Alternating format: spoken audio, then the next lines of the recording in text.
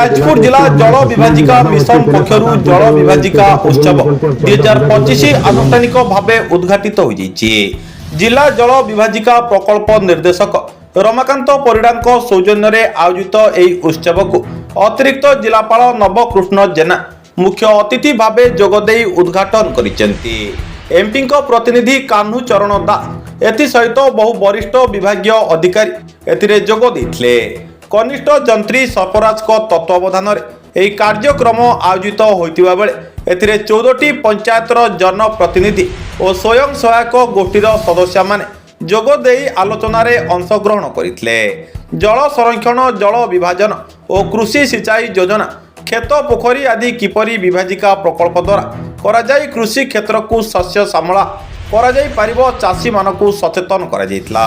जिलार मंत्री और विधायक मानक नाम निमंत्रण पत्र रे छपा जाइथिले मध्य काहारिकु देखिबाकु मिली नथिला। जाजपुर जेनापुर प्रभात कुमार साहू को रिपोर्ट सूर्यस्त न्यूज। ये कार्यक्रम देखला परे वर्तमान अंचल अवस्था देखला परे मु फेरी जाउची प्राय 30-40 वर्ष तळकु।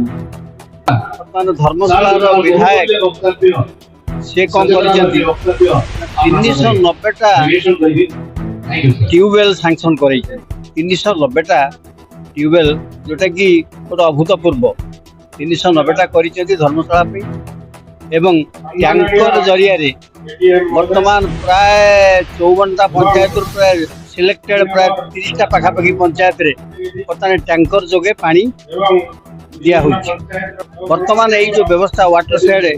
प्रोग्राम एटा गवर्नमेंट रो गोटे अति स्वागत योग्य पदक्षेप एवं सेथिरे विशेषकर सचेतनता है सब बृहत कार्यक्रम आमर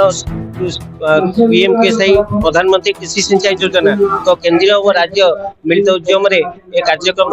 ए जिले में आमर 2020-21 रु आरंभ होइछि एवं एटा चतुर्थ वर्ष एवं एथिरे सरकार उद्देश्य रहउछि केमती लोकंक सहभागिता बढ़ू लोकंकर प्रति कार्यक्रम रे आमर एठी जेमती ए कार्यक्रम अधीन रे आमर 16टी पंचायत एवं 48 गाँ निया जाइछि एवं सेतिरे 9टी अणु विभाजिका द्वारा कार्यक्रम निया होछि। वाटर शेड कमिटी कराइछि कमिटी माने विभिन्न प्रकार कार्यक्रम नउछथि जेमती आमर प्राकृतिक संपदर विनियोग जेमती आमर रहिला जमी जल द्वारा आमे जल अमल करूछु विभिन्न माध्यम रे जोटा कि आमर फार्म फंड हला कि कम्युनिटी फार्म फंड हला किबा चेक डैम हला एवं प्लांटेशन माध्यम रे आमे प्राकृतिक संपद विनियोग करूछु एवं चाषी उन्नति पई आमे चाषींकर उन्नति पई आमे सबको सहयोग करूछु जो तरीके तांकर सहभागिता 10 रु 20% रहउची एवं बाकी 80-90 भाग आम विभाग तरफ एई स्कीम तरफ तांको सहायता करा जो तरीके से माने चाषर उन्नति करि परचंती एवं महिला एसएचजी मानकर तांकर उन्नति पई मध्य कार्यक्रम में समानकु ऋण दिया होची जोटा कि से माने तांकर विभिन्न प्रकार कार्यक्रम नहीं कि पुणी से पैसा को फेरस्त करी अन्य विभाजिका स्तरीय सचेतनता शिविर आज अमागढ़ पंचायत ग्राउंड रे अनुष्ठित होइछि। अंचलटी जल विभाजिका स्तरीय क्षेत्र भाव में परिचित एवं भारत सरकार प्रधानमंत्री कृषि सिंचाई योजना अंतर्गत गोटे प्रदर्शनी भ्यान जाजपुर जिला को आसी एठी प्रदर्शित होइछि। समस्त चाषी भाई भौणी माने जे उपस्थित अछंती से माने देखिबे एवं उत्साहित हेबे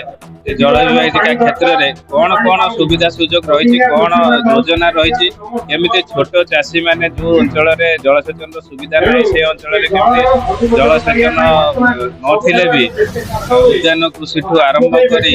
छोट पोखरी माध्यम केमिति जल आगे संरक्षण करेंगे जलमूल प्रकल्प केमिति समस्ते लाभान्वित हेबे से समस्त को सचेतन करने गोटे वार्ता नहीं भ्यान टी पहुंची ये भी आम जाजपुर जिलार प्रति अंचल बुल ये जो सचेतनता कार्यक्रम रही फेब्रुआरी 5 ରୁ 31 मार्च पर्यंत से कार्यक्रम रे सबु अंचल रे बुली प्रचार प्रसार करेंगे सबु चाषी भाई मान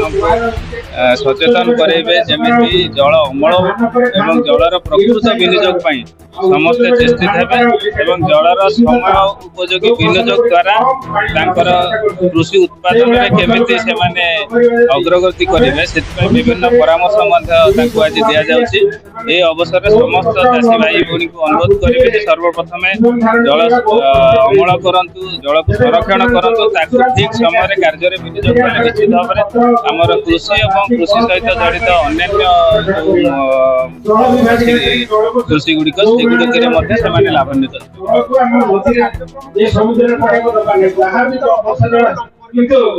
देखिए पृथ्वी रे भारत रे हम जल संकट देश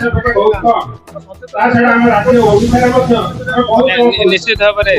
सचेतनतार अभाव परिलक्षित होती आम निश्चित भाव में पुणी पंचायत स्तर में ग्रामांचल में सबू अंचल में भ्यान टी को बुलेबू आज खाली ये गोटे शिविर अनुष्ठित होती जो समस्त आमंत्रण करा जी भी चाषी भाई भूणी मैंने आज ये शिविर में योगदान कर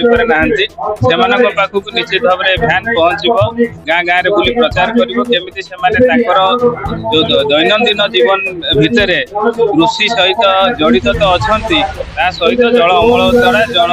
संरक्षण द्वारा केमिति लाभान्वित हो पारे से सचेतन करूँ आशा करूँ आगामी दिन में लोक मैंने आहरी अधिक